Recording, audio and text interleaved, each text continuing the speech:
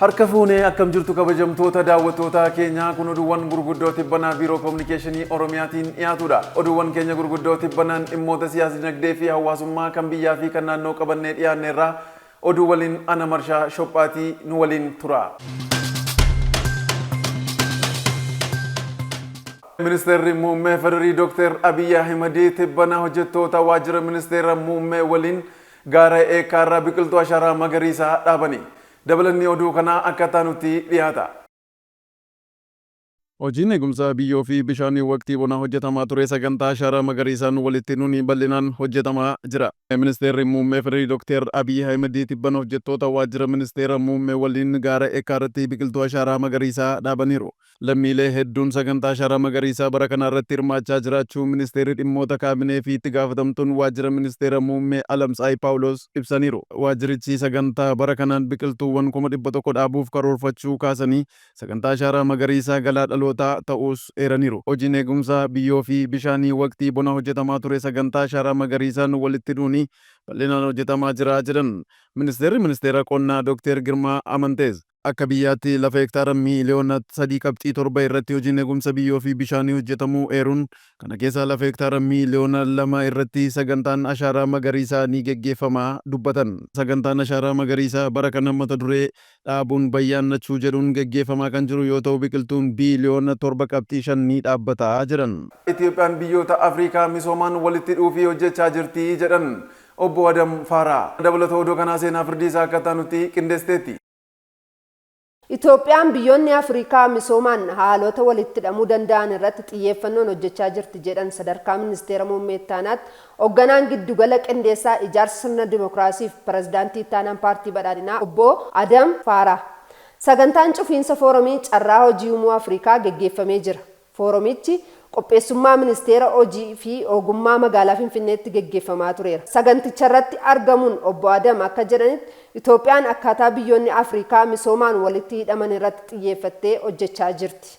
Keessattuu dargaggoonni biyyoota Afrikaa misooma diinagdee fi carraa hojii uumuun haalota waliin hojjechuu danda'an irratti hojjetamaa jira jedhan. Foorumiin carraa hojii uumuu Afrikaa qaama kana ta'uu eeruun yeroo ammaa biyyoonni Afrikaa diinagdee fi misooma biroo irratti tumsi qaban cimaa dhufuun biyyoonni kunniin qabeenyaa uumamaa misoomsuun faayidaa irra oolchuuf gahee olaanaa qabaachuus kan dubbatan torban kana keessa. Itoophiyaatti imbaasiin Chaayinaa meeshaalee elektirooniksii garaa hojii kenna tajaajila milkeessan naannoo Oromiyaatiif gumaache. Dabalanni oduu kana akkaataa nuti dhiyaata. Itoophiyaatti imbaasiin Chaayinaa meeshaalee elektirooniksii garaa hojii kenna tajaajila milkeessan naannoo Oromiyaatiif gumaache. Biyyoonni lamaan hariiroo waggoota dheeraa lakkoofseen walitti hidhamiinsa jabaa gama hawaas dinagdeetiin qabaniin milkaa'ina olaanaa galmeessaa jiru. Kana bu'uureffachuun Itoophiyaatti imbaasiin Chaayinaa sochii naannoon Oromiyaa gama kenna tajaajila lammummaan taasisaa jirtu sababeeffachuun meeshaalee elektirooniksii galma ga'iinsa hojii kanaaf oolan deeggarsa koompiyuutaraa fi pirintaraa taasiseera. Sagantaa kanarratti argamuun walharkaa fuudhiinsa kan taasisan itti gaafatamaa waajjira pirezidaantii mootummaa naannoo Oromiyaa Dr. Abdulaziz Daawudaasaa taasisaniin imbaasiin Chaayinaa imala jijjiirama dinagdee biyyi keenya milkeessaa jirtu galmaan ga'uu fi deeggarsa garaa taasisaa jirti jedhanii Chaayinaanis hojii investimentii Itoophiyaatti geggeessaa jirtuun Oromiyaatti carraa hojii bal'aa uumaa jirti dubbatan. Biyyi keenyaaf Chaayinaan hariiroo cimaa waliin qabduun amma dura deeggarsa garaa taasisaa kan turtee fi taabileetota 200 Oromiyaaf gumaachuu yaadachiisuun carraan hojii bal'aa naannicha keessatti akka uumamuufis hojii gama imbaasii Chaayinaatiin hojjetame guddaa ta'uu ibsaniiru.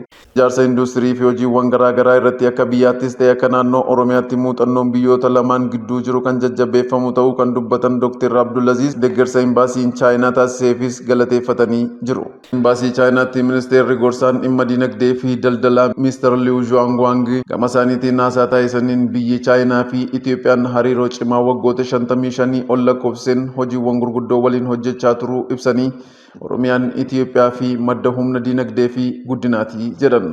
Qindoominni Chaayinaa fi Itoophiyaa seera bu'uuraa bu'aa dhugaa michoomaa fi amanamummaa gaarii hordofa jedhanii meeshaalee elektirooniksii har'a gumaachine kenna tajaajila mana hojii mootummaa fooyyessuun guddina siyaasa dinagdee fi hawaasummaa uummata naannichaa ceesisaa dubbataniiru.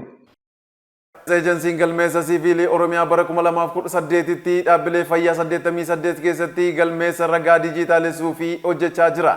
Dabalanni oduu kanaa akkaataa nuti dhiyaata. Ragaan sirrii fi qaqqabamaa hojiiwwan hawaas dinagdee keessatti hojjetaman karaa haqa qabeessaa fi iftoomina qabuun raawwachuu fi shoora olaanaa qaba. Ejensiin galmeessa siivilii Oromiyaa galmeessa waloo kenniinsa waraqaa beeksisa dhalootaa fi du'aa dhaabbilee fayyaa 22 keessatti waloon galmeessuu eegalee cimsuu fi gara dhaabbilee fayyaa 88tti babal'isuuf qindeessitootaa fi ogeeyyii fayyaa deessistoota hospitaalaa fi buufata fayyaatiif leenjii magaalaa Adaamaatti kenneera. Itti aanaan daayireektar ejensiii galmeessa siivilii Oromiyaa obbo Maarid Guuttataa hojii galmeessa siivilii qulqulluu galmeessuu fi qindoomina seektaraalee qooda fudhattootaa cimsuun hojjetamaa jiraachuu himaniiru. Galmeessa waloo dhaabbilee fayyaa 22 keessatti eegalame hospitaalota 72 fi buufataalee fayyaa 16 keessatti dijitaalessuun babal'isuu fi leenjiin hubannoo cimsu kennamuusaa obbo Maarid ibsaniiru. Dhaabbileen fayyaa ragaa dhalootaa teekinooloojiin misoomeen deeggaramuun ejensicha waliin hojjechaa jiraachuu itti aanaan biiroo fayyaa Oromiyaa Dr. Bokonaa Guutaa dubbatan.